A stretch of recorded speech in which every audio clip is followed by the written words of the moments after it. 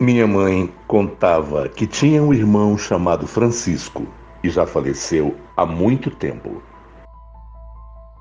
Eu era uma garotinha e realmente tenho uma vaga lembrança dele. Ela dizia que ele, já com 4 anos, sabia falar muito bem, jogar cartas e até ler e escrever.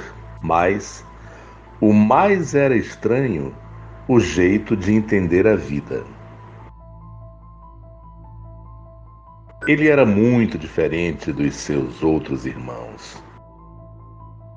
Para que você me entenda, minha mãe conta que, uma noite, ela não lembra bem o horário.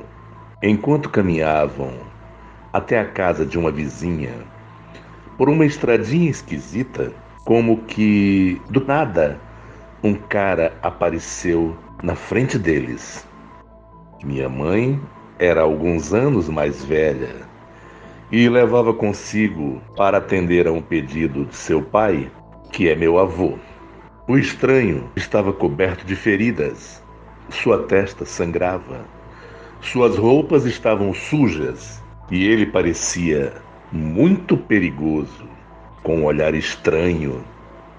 O homem estava com uma faca e já estava manchada de sangue. Ela conta que ficou paralisada de medo, mas Francisco não. Ele achava que era porque ele não entendia o que era um assalto à mão armada. Francisco correu até o agressor, abraçou suas pernas e colocou o dinheiro que era para entregar e receber a encomenda dos seus pais. Então, assim como aquele estranho apareceu, também desapareceu.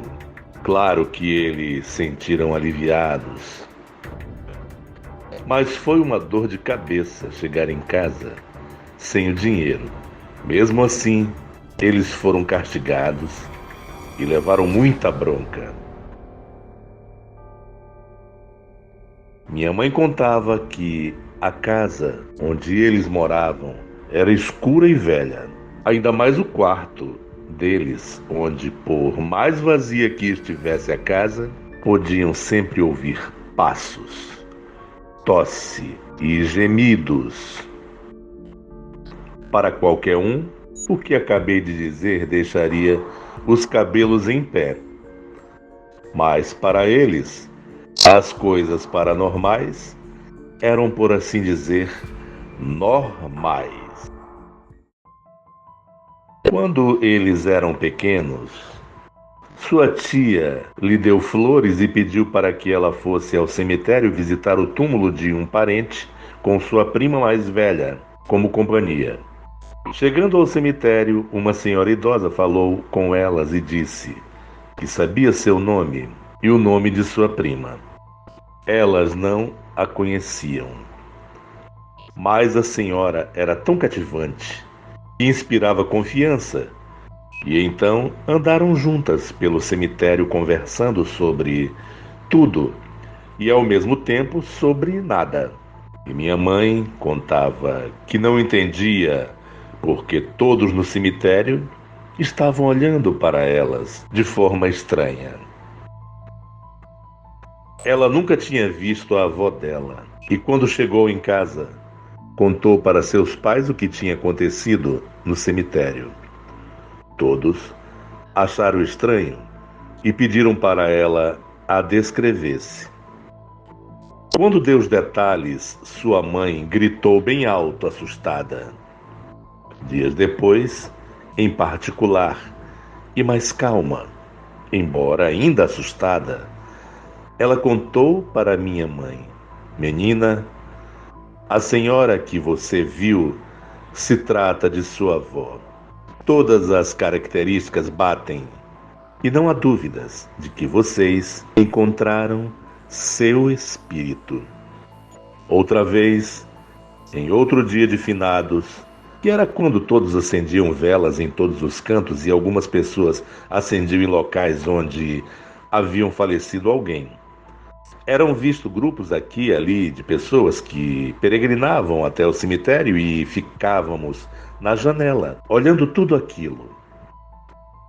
Quando entraram na casa da tia deles, havia muita agitação, pois toda a nossa família estava num quartinho antigo. Estavam todos felizes. Eles, como crianças que ainda eram, não quiseram ficar perto dos adultos, que cantavam e rezavam e procuraram um lugar para brincar. Já estava anoitecendo e ela conta que do lado de fora tinha uma árvore grande onde ficaram debaixo. Em um determinado momento, ela conta que precisou ir ao banheiro e deixou Francisco sozinho, próximo à árvore. Não demorou nada, mas quando voltou, notou que o menino estava estranho e um pouco pálido. Quando perguntou o que tinha acontecido, ouviu uma história bem assustadora. Francisco contou que quando ela entrou para ir ao banheiro, não demorou nada e se aproximou uma senhora que ficou acenando para ele da lateral da casa. O menino disse que ficou com um pouco de medo, mas que não conseguia gritar ou se mexer. Tudo que fazia era ficar de olhos arregalados para ela. De repente sumiu quando ela chegou. Aquela história foi muito estranha, pois todas as características que ele falou batiam com a mesma senhora que ela tinha visto no cemitério um ano antes. Ela guardou aquele segredo e não respondeu nada para o menino, para não assustá-lo. Essas histórias foram algumas que eu lembrei e pude enviar para vocês. Espero que gostem. Uma boa noite a todos.